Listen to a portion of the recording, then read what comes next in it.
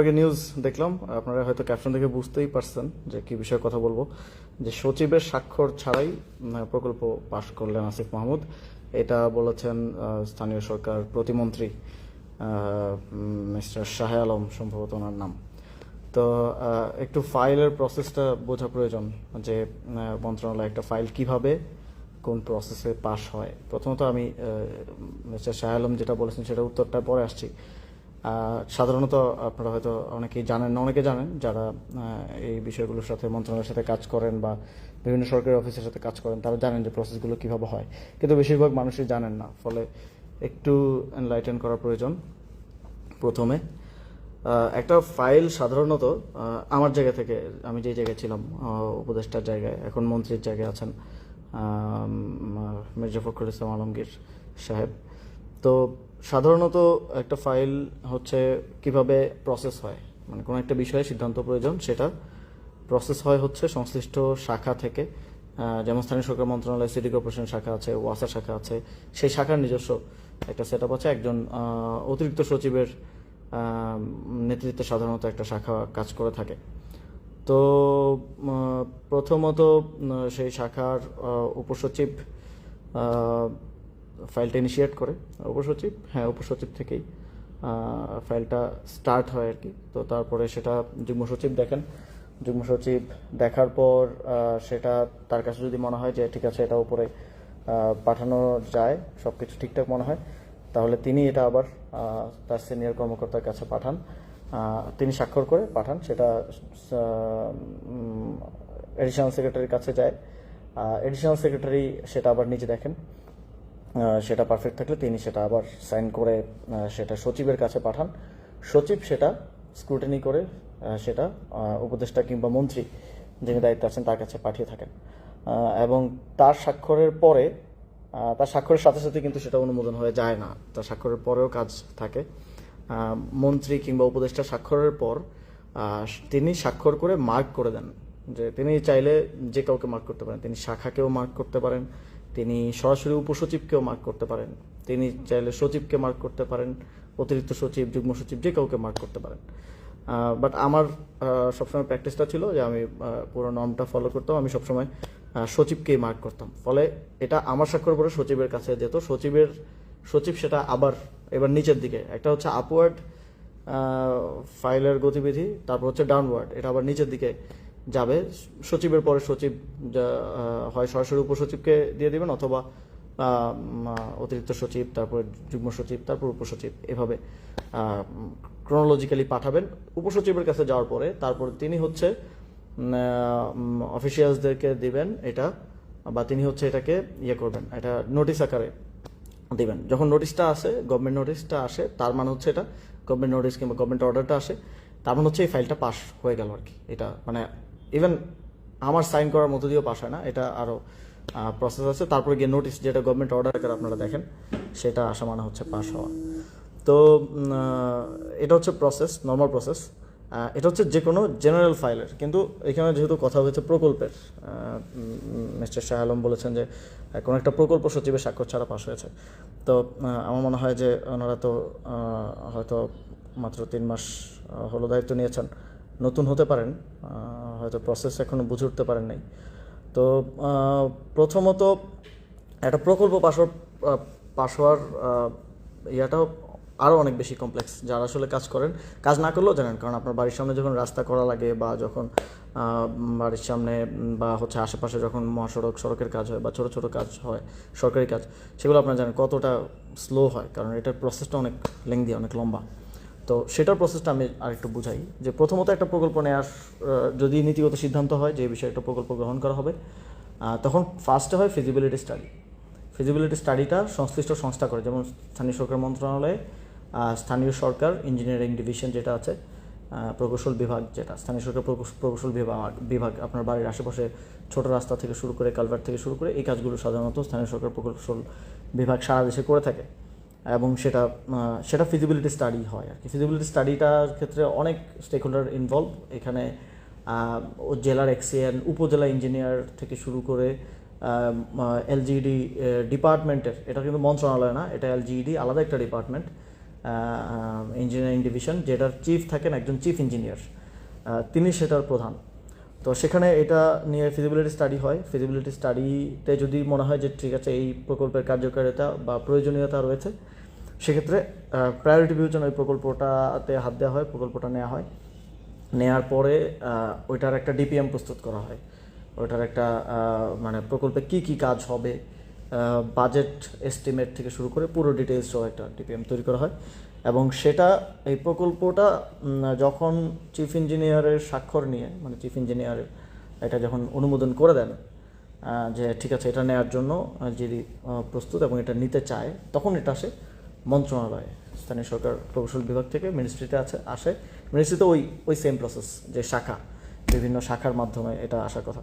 তো এই শাখার মাধ্যমে যখন এই যে স্থানীয় সরকার প্রকৌশল বিভাগ যে শাখা ডিল করে, ওই শাখায় যখন আসে, তখন এটা নিয়ে ফার্দার একটা প্রকল্প নেয়ার ক্ষেত্রে একটা কমিটি আছে, একাধিক কমিটি থাকে সাধারণত, যেটা সাধারণত সচিব হেড করে আর কি। সাধারণত সচিব অথবা সচিব যদি চান তাহলে তিনি যে কোনো অতিরিক্ত সচিব বা অন্য কাউকেও দায়িত্ব দিতে পারেন।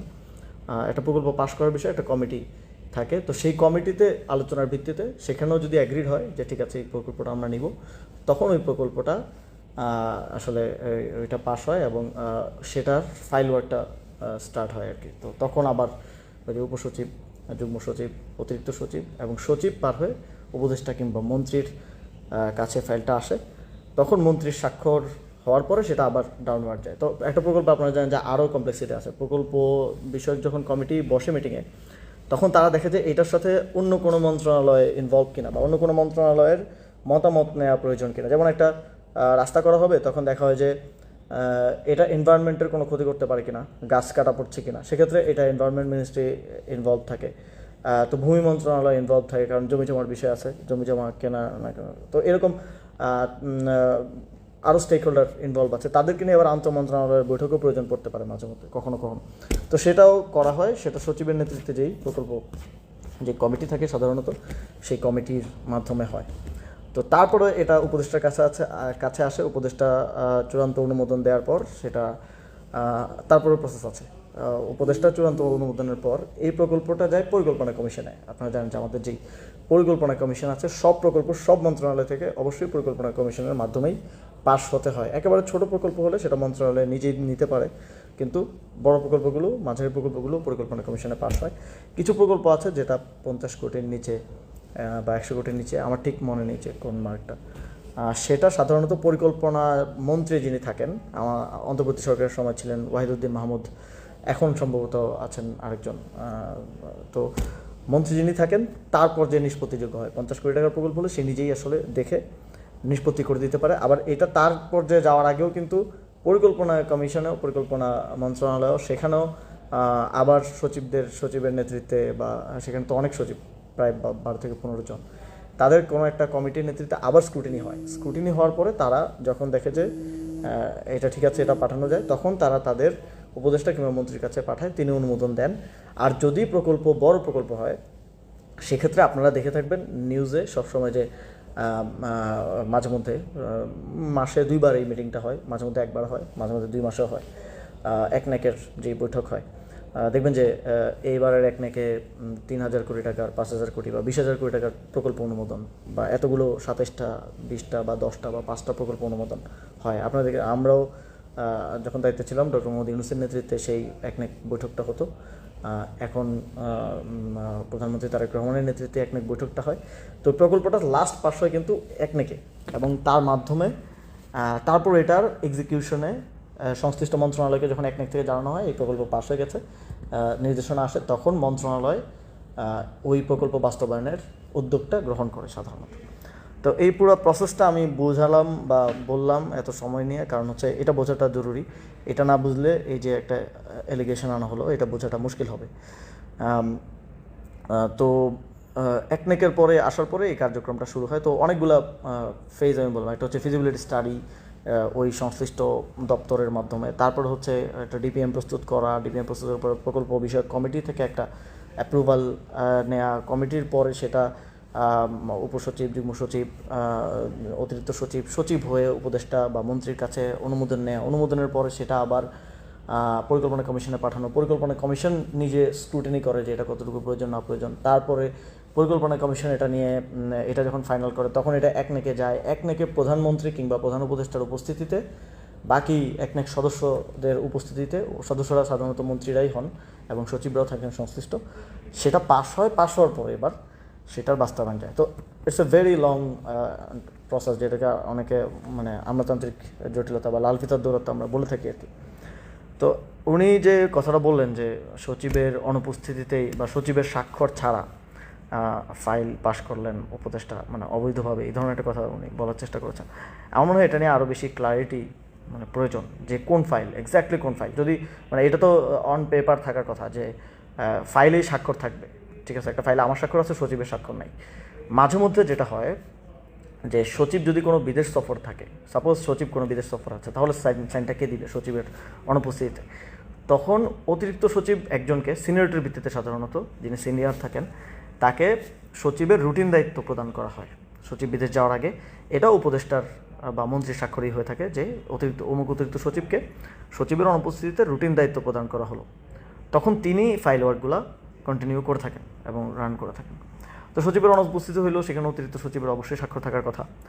আচ্ছা ঠিক আছে, আপস্ট্রিমে কোনো ফাইল সচিবের স্বাক্ষর ছাড়া বা সচিবের টেবিল না হয়ে উপদেষ্টা কিংবা মন্ত্রীর টেবিলে আসারই কথা না, আসাই সম্ভব না। এটা অনুমোদন দেওয়া তো অনেক দূরের আলাপ। আবার সচিবের সংশ্লিষ্টতা আরও অনেকগুলো জায়গা আছে, একনেকে সচিবের উপস্থিতি থাকতে হয়। তারপর যেই কমিটি, এই যে প্রকল্প বিষয়ক যে কমিটি, প্রকল্প পাশ করার জন্য যে কমিটি ইটসেলফ রিপোর্ট করা হচ্ছে সচিবের কাছে, বা ওই কমিটির ক্ষেত্র বিশেষে সচিবই প্রধান থাকেন আর কি। তো সচিবের মানে জিনিসটা সাউন্ড লাইক যে সচিবকে না জানিয়ে বা গোপন রেখে একটা প্রকল্প পাশে গেলে ইটস ইম্পসিবল। একটা প্রকল্প তো আপনি মুখ দিয়ে বললেন হয়ে গেলো এরকম না। একটা প্রকল্প ফিজিবিলিটি স্টাডি, টিপিএম করে, আর ছোটো থেকে ছোটো প্রকল্প 1 থেকে 1.5 মাস 2 মাস সময় লাগে, যদি একেবারে লাকি হয় কেউ যে এই সময়ের মধ্যে নিতে পারে, আর না হলে সম্ভব না এটা নেয়া। তো সচিবের আমি একটু ক্ল্যারিটি চাইবো মিস্টার শাহ আলমের কাছে, যে তিনি যদি যথেষ্ট সৎসাহস রাখেন, আই বিলিভ যে তিনি ওই ফাইলটা, প্লিজ কাইন্ডলি, যে এই ফাইলটা সচিবের ছাড়া, বিশেষ করে প্রকল্প, মানে যখন উনি প্রকল্প বলেন তখন তো আমি আরও অবাক হই। একটা ফাইল হতে পারে যে সচিব দেশে নাই, অতিরিক্ত সচিবের স্বাক্ষরের পরে আসলো, আমি এবার স্বাক্ষর করলাম, অতিরিক্ত সচিবের মাধ্যমে চলে গেল, হুইচ ইজ অলসো লিগাল। মানে কোনো কিছু যদি মনে হয় যে এটা আরেকটা ক্লজ আছে, যে কোনো কিছু যদি মনে হয় যে গুরুত্বপূর্ণ, জনগুরুত্বপূর্ণ কোনো একটা বিষয়, এখন সচিব উপস্থিত নাই, সচিব দেশের বাইরে, বা সচিব ছুটিতে আছে একদিনের, বা সচিব তার বাড়িতে গেছে, তার মা অসুস্থ বা সামথিং হইতেই পারে, তো এই 1 দিন বা 2 দিনের জন্য কাউকে অতিরিক্ত সচিবের দায়িত্ব দেওয়া হয় নাই, কারণ 1 দিন 2 দিন ফাইল ক্যান ওয়েট। তো যদি এরকম হয় তাহলে কি? তাহলে উপদেষ্টা ডিরেক্টলি যুগ্ম সচিব কিংবা অতিরিক্ত সচিব যিনি আছেন তার স্বাক্ষরের পরে উপদেষ্টা কিংবা মন্ত্রী স্বাক্ষর দিয়ে ফাইলটা রান করতে পারেন। এটা লিগেল, এটা ইলিগেল কিছু না, এটা টোটালি লিগেল। হ্যাঁ, এটা আমার মনে হয় শাহ আলম ভাই যদি এটা জানতেন তাহলে হয়তো উনি মানে আই থিঙ্ক ওনার আর একটু আমলাদেরকে ডেকে আর একটু বোঝা দরকার যে আসলে হাউ থিংস ওয়ার্ক। তো যদি সচিবের অগোচরেও কেউ, মানে অগোচরে বলতে তার অনুপস্থিতিতেও মন্ত্রী কিংবা উপদেষ্টা যে চূড়ান্ত দেয়, যে এই যে আমি আপনাদেরকে পুরোটা একটা স্ট্রিম বললাম যে উপসচিব, যুগ্ম সচিব, অতিরিক্ত সচিব, সচিব, মন্ত্রী, এর মধ্যে সাপোজ যে কেউ নাই, সে সাপোজ যুগ্ম সচিব নাই, তাহলে উপসচিব থেকে ডিরেক্ট অতিরিক্ত সচিবের কাছে আসতে কোনো বাধা নাই। সাপোজ সচিব নাই, তাহলে জনগুরুত্বপূর্ণ ইস্যু আজকের মধ্যে সলভ করতে হবে, অফিস আওয়ারের মধ্যে সাইন দিতে হবে, সচিব ইজ নট অ্যাভেলেবেল, তাহলে অতিরিক্ত সচিবেরটাও মন্ত্রী নিজে, কারণ এখানে ফাইনাল অথরিটি হচ্ছে মন্ত্রী, ফাইনাল চূড়ান্ত জিনিসটা বাকি হচ্ছে পার্ট অফ দ্য প্রসেস মন্ত্রী বা উপদেষ্টা, তো তিনি কিন্তু দিতে পারেন, এটা লিগ্যাল, এটা ইলিগ্যাল না, এটা অবৈধ না। তো সেরকম যদি হয়েও থাকে তাহলে সেটা দেখতে হবে। কিন্তু এটা জিনিসটা সাউন্ড লাইক এমনভাবে সাউন্ড করছে ওনার বক্তব্যটা বা শিরোনামগুলা, যে সচিবকে গোপনে রেখে বা অগোচরে রেখে। তো আমি আবার এই নিউজটা দেখার পর আমি যোগাযোগ করলাম, যিনি সচিব ছিলেন আমি যখন দায়িত্বে থাকাকালীন, তিনি এখন ওএসডি অবস্থায় আছেন, তাও ওএসডি হয়েছেন আমি যতটুকু জানতে পেরেছি, যে এই প্রতিমন্ত্রী এবং মন্ত্রীর মারামারিতে, যে কার অর্ডার শুনবে। আমি আপনারা হয়তো শুনবেন আমার অনেক বক্তব্য, আমি বলি যে এখন অ্যাডমিনিস্ট্রেশন বুঝতেছে না যে কার অর্ডার শুনবে। তো এই দুইজনের মারামারিতে, দুইজনের অন্তর্কোন্দলের কারণে বেচারা সচিবকে ওএসডি করা হয়েছে। যাই হোক, উনি বিএনপিপন্থী লোকই ছিলেন, আমার জানা মতে। তো তার সাথে আমি কথা বললাম যে আসলে এরকম কোনো ফাইল কিছু হওয়ার কি সুযোগ আছে কিনা। তো তিনি বললেন এরকম কোনো ফাইল কিছু হওয়ার সুযোগ নেই, যদিও এটা লিগ্যাল, এটা করা যাবে, কিন্তু এরকম কোনো কিছু আমাদের হয় নাই। আমরা এটাকে ওয়েট করাইছি, প্রয়োজন আমরা একটু সময় নিছি, অথবা মাঝে মধ্যে এটাকে এখানে কিছু লুপ হোল থাকে, লুপ হোল লাইক যে আপনি সাইন দিয়ে দিলেন, পরে এটাকে কারেক্ট করার জন্য সচিব পরের দিন ব্যাক করলো, কিন্তু সে ব্যাক ডেটে সাইন করলো। সাপোজ আজকে সচিব নাই, বাট সচিবকে আমরা অন লুপ রাখতে চাই, তাহলে কি করা যায়? এটা আমি সাইন করে দিলাম, সচিব পরের দিন ব্যাক ডেটে সাইন দিল। তো এই প্র্যাকটিসটা লিগেল কি লিগেল আমি শিওর না, কিন্তু এই প্র্যাকটিসটা আছে, এটা অ্যাডমিনিস্ট্রেশনের মধ্যে বিভিন্ন পর্যায়ে এই প্র্যাকটিসটা আছে। অনেক সময় আমি নিজেও দেখেছি যে মাঝখানে কোনো একটা পরত নাই, ইভেন প্রধান উপদেষ্টা বা প্রধানমন্ত্রী তার দ্রুত ডিসিশন প্রয়োজন, তাহলে এটা, এবং অনেক ক্ষেত্রে হয় কি স্বাক্ষর ছাড়াই সবার সম্মতি নিয়ে, সবার কনসার্ন নিয়ে, যে সবার কনসার্ন আছে, মোবাইল ফোনে তো অ্যাক্সেস যোগাযোগ করাই যায়, সম্মতি নিয়ে ফাইল রান করে দেওয়া হয় যে কাজটা হয়ে যাক, গভর্নমেন্ট অর্ডার ইস্যু করে দেওয়া হয়, স্বাক্ষরটা পরে নেওয়া হয়, পরে ব্যাকডেটে নিয়ে এটা কারেক্ট করে দেওয়া হয়। তো আমি আসলে ক্লিয়ার না, আমি আহ্বান জানাবো যে মিস্টার শাহ আলম, আপনি প্লিজ দয়া করে এক্স্যাক্ট কোন ফাইল এটা ক্লিয়ার করেন, এটা ধোঁয়াশা রাখার বা এটা রাখার কিছু নাই। I am willing to answer. If you have any doubt about any files, you can call me. I'm available. I will go to your office, স্থানীয় সরকার মন্ত্রণালয়, and if you want এটা পাবলিকও করা যায়, if you want মিডিয়ার সাথে রেখে, ঠিক আছে, I'm okay. এটা আমার মনে হয় যে এটা মন্ত্রণালয়ের উচিত হবে, যেটা একজন প্রতিমন্ত্রী এই কথাটা বলেছে, তার কথার ভারিক্কি আছে, আই বিলিভ তিনি সেটা বোঝেন, তো তিনি এটা ক্লিয়ার করবেন যে কোন ফাইলে হয়েছে, এবং তিনি সেই ফাইলটা শেয়ার করতে পারেন publicly. And I am challenging যে আপনি শেয়ার করেন যে কোন ফাইলে ইলিগালি সচিবকে অগোচরে রেখে উপদেষ্টা স্বাক্ষর করেছে। তো আই থিঙ্ক এটা কোয়াইট ক্লিয়ার, আমি আমার জায়গা থেকে করার সর্বোচ্চ চেষ্টা করেছি। অ্যান্ড আমি দাবি জানাবো যে এই অ্যাম্বিগুইটি যখন কেউ রাখে, তখন আসলে বোঝা যায় যে তার মধ্যেই কোনো না কোনো একটা সমস্যা আছে। কোনো অ্যাম্বিগুইটি না রেখে ইউ মাস্ট ক্লারিফাই যে কোথায় হয়েছে। বাংলাদেশের মানুষের জানার অধিকার আছে, যদি আসিফ মাহমুদ কোনো ফাইলে অনিয়ম করে থাকে তাহলে সেটা অবশ্যই বাংলাদেশের মানুষের জানা উচিত। তাহলে সেই ফাইলটা প্লিজ আমাদের সামনে উত্থাপন করেন, বাংলাদেশের মানুষের সামনে উত্থাপন করেন, এটা শো করেন। এবং যেটা উনি বলছেন যে প্রকল্প, যারা ভাই সরকারের সাথে বিভিন্ন প্রসেসে কাজ করেছেন বা কাজ করেন বা সংশ্লিষ্ট থাকেন, স্টেক হোল্ডার আছেন, তারা খুব ভালোভাবে জানেন যে এই ফিল্টার কই থেকে লাগলো আচ্ছা, তারা খুব ভালোভাবে জানেন যে এটা একেবারেই ইম্পসিবল, কোনো প্রকল্প পাশ করাই সম্ভব না সচিবের অগোচরে রেখে। কারণ সচিবের একটা প্রকল্পের সাথে তার এঙ্গেজমেন্ট অনেক বেশি উপদেষ্টা কিংবা মন্ত্রীর থেকে, অনেক বেশি, তার প্রতিটা পরতে এটার সাথে কানেক্টেড থাকা লাগে। একেবারে মন্ত্রীর কাছে আসা থেকে পরবর্তীতে পাশ এবং বাস্তবায়নের দায়িত্বটাও তার থাকে।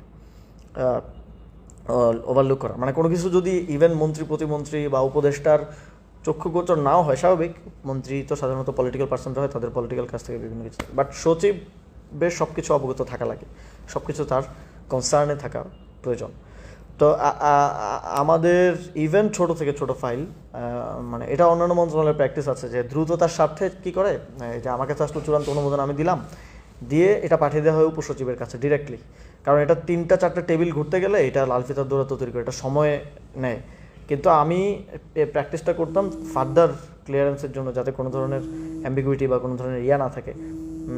সেজন্য আমি সবসময় সচিবকে মার্ক করতাম, আমার স্বাক্ষরের পরে আমি সচিবকে মার্ক করতাম, সচিবের কাছে যেত, সচিব তারপরে সংশ্লিষ্ট ডেস্কে মার্ক করে দিতেন, তো সেখানে চলে যেত ফাইলটা। তো আমি আমার সময়ে যিনি সচিব ছিলেন তার সাথে কথা বলেছি, তিনি বলেছেন এমন কিছু হওয়া সম্ভব না, যেহেতু এখন যারা সচিব ছিলেন আমার সঙ্গে দায়িত্বে তারা রাষ্ট্রেরই কর্মকর্তা এবং রানিং কর্মকর্তা। তো মন্ত্রণালয় বা সরকার চাইলে তাদেরকে দিয়েও স্টেটমেন্টটা দেওয়ানো যায় যে আসিফ মাহমুদ কোন স্পেসিফিক ইনস্ট্যান্সে যে সচিবকে অবগত না করে বা সচিবের স্বাক্ষর ছাড়াই স্বাক্ষর করে দিয়েছেন। এবং আই থিঙ্ক যে ফাইলটাও আপনাদের শো করা উচিত, এবং এখানে কি ইলিগাল কি হয়েছে সেটাও আরও ক্লিয়ার রাখা উচিত। মানে আমি দেখছি যে এই সরকার বা স্থানীয় সরকার মন্ত্রণালয়ে আজকে ওই নিউজটা পড়তে গিয়ে আমি দেখলাম যে পিরোজপুরের একটা দুর্নীতির ঘটনা নিয়েও তিনি বলেছেন যে কাজ না করেই টাকা উত্তোলন করা হয়েছে। তা আপনাদের মনে থাকার কথা বা আপনারা সার্চ করলেই পাবেন, এই সংক্রান্ত একটা প্রেস ব্রিফিং আমি করেছিলাম যে পিরোজপুরের যেই ঘটনা যেই দুর্নীতিটা হয়েছিল সেটা আমরা মন্ত্রণালয়ের পক্ষ থেকে একটা তদন্ত কমিটির মাধ্যমে তদন্ত করে বের করেছিলাম এবং টাকার পরিমাণ সহ আমরা দুদককে জানিয়েছিলাম যে আপনারা এটার বিরুদ্ধে ব্যবস্থা নেন এবং ফার্দার আপনারা ইনভেস্টিগেশন করেন। মন্ত্রণালয়ের ইনভেস্টিগেশনের পরে সেটা প্রেস ব্রিফিং করে আমরা জানিয়েছিলাম। তো একই প্রকল্পের কথা উনি একই প্রকল্পের কথাই কিন্তু বলছেন, আলাদা কিছু বলছেন না। তো ওই সরকারের পূর্ববর্তী সরকারের সময়ে কি কি অনিয়ম হয়েছে, কী কী দুর্নীতি হয়েছে, অবশ্যই মন্ত্রণালয় যদি চায় সেটা তারা স্ক্রুটিনি করতে পারে, তারা এটা তদন্ত করতে পারে। আমি আমার সময় আমি নিজেও করেছিলাম এবং আমরা যেটা বের করেছিলাম পিরোজপুরের ঘটনাটা সেটাই ওনারা এখন সেল করছেন এবং একটু পলিটিক্যাল রং দেওয়ার জন্য হয়তো আমার নামটা এখানে মানে এঙ্গেজ করেছেন, বলেছেন যে আসিফ মাহমুদ সচিবের স্বাক্ষর ছাড়া। তো আমি এটা ক্লিয়ারিটি চাই মন্ত্রণালয়ের পক্ষ থেকে। আই থিঙ্ক মন্ত্রণালয় এই বিষয়ে অ্যাকাউন্টেবল বলতে আমার যদি কোনো অপরাধ থাকে আমাকে অ্যাকাউন্টেবল করবে। তারা এটা বাংলাদেশের মানুষের কাছে খুব ক্লিয়ারলি দেখাবে যে কোন ফাইলে এই অনিয়মটা মানে হয়েছে। এটা আমি চ্যালেঞ্জ করছি মিস্টার শাহ আলমকে। তার যদি সৎসাহস থাকে, সে যদি তার যে স্টেটমেন্টে স্ট্যান্ড করে, তাহলে আগামীকালকে তো office day, I think last office day, তো আগামীকালকের মধ্যে তিনি এই ফাইলটা জনগণের সামনে স্পষ্ট করবেন এবং উত্থাপন করবেন। I am challenging him and as well also I want to challenge mister Mirza Fakhrul Islam Alamgir, যেহেতু উনি মন্ত্রণালয়ের মন্ত্রী হচ্ছে সর্বোচ্চ দায়িত্বে যিনি থাকেন। তো আই বিলিভ যে তিনি এই বিষয়টার দায়িত্ব নেবেন এবং তিনি এটা পাবলিক করবেন। আর যদি তারা সেটা না করে তাহলে আমি মনে করবো যে আমাকে এটা ব্যক্তিগতভাবে হেয় প্রতিপন্ন করার জন্য, আক্রমণ করার জন্য তারা এটা করেছে। আর যদি তাদের মধ্যে সেই সৎসাহসটা থাকে, তারা যদি সত্য বলে থাকে, তাহলে তারা এটা আসলে ক্লিয়ার করবেন, এই ফাইলটা দেখাবেন। এবং আমি এটা নিয়ে ফার্দার প্রয়োজনে ফাইলটা নিয়ে আসেন, আমরা বসি, প্রয়োজনে কোনো থার্ড পার্টি টিভি চ্যানেলকে বলেন, আমরা ওই ফাইলটা নিয়ে টকশোতে বসি। প্রয়োজনে যারা অ্যাডমিনিস্ট্রেশন ব্যুরোক্রেসি থেকে এক্সপার্ট আছেন, কোনো এক্স ব্যুরোক্রেট, এক্স সচিব বা প্রেজেন্ট বা ওই সময় যিনি সচিব ছিলেন, যাকে বলা হচ্ছে যে যাকে অগোচরে রেখে করা হচ্ছে, তাকে নিয়ে আসেন, বা কোনো এক্সপার্ট অ্যাডমিনিস্ট্রেশনের ব্যুরোক্রেসির এক্সপার্ট যারা এই ফাইল ওয়ার্কগুলো ভালো বুঝছেন তাদেরকে নিয়ে আসেন। কোথায় ইলিগাল কী হয়েছে, I am challenging and let's face it. তো থ্যাংক ইউ আমার সাথে থাকার জন্য এবং দেখার জন্য। আমি আশা করি যে সরকার এটা ক্লিয়ার করার একটা সদিচ্ছা তারা রাখবে, যদি এটা কোনো ধরনের ব্যক্তি আক্রমণ না হয়ে থাকে। Thank you. আসসালামু আলাইকুম।